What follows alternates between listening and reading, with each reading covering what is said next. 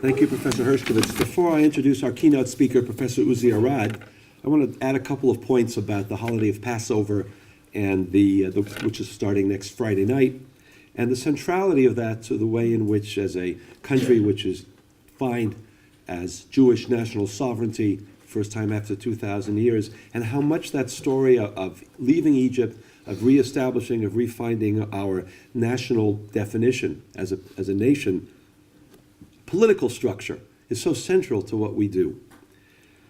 The first thing, that if you read the detail, the biblical narrative, and the very rich detail, the 10 plagues, the confrontation, the negotiations with Egypt, very tough negotiations between Moses, first time that Pharaoh sees him and says, "Who are you? What are you doing? Why should I talk to you?"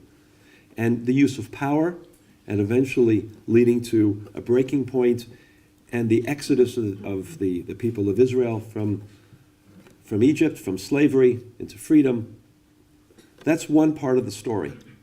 And as someone who teaches negotiation, international conflict and negotiation, that story has a lot of lessons, the ups and downs of that process. I will not go into details what's going on now in Geneva, but there are analogies.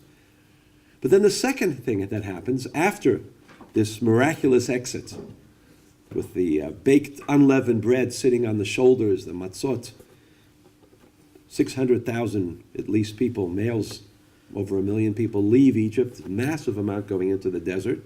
And this next part is everybody complains. For story after story, it's a story of complaint. You brought us into the desert out of Egypt. In Egypt we had food, we had good food, we had watermelons, we had other things to eat. We have nothing.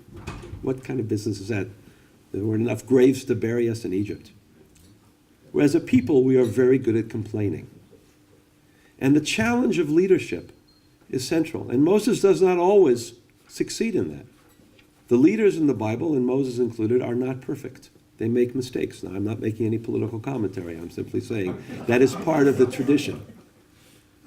And learning how to deal with those complaints is, I think, very central. And I teach this to my students, not just the story of the Exodus, but of the prophets, of the kings. If you look at the stories of King Saul, King David, King Solomon, we didn't do all that well in picking our leaders or in having our leaders picked for us. But what's central in all of this is the concept of we are responsible for our destiny, and we have to determine it ourselves. There were a lot of issues in the elections. And we will hear from an expert about the economic issues, which were very much discussed in the elections, security issues, the challenges that we face in the region, which in many ways perhaps determined the outcome of the elections. Another issue that came up, and I'll mention it briefly, is the one of sovereignty.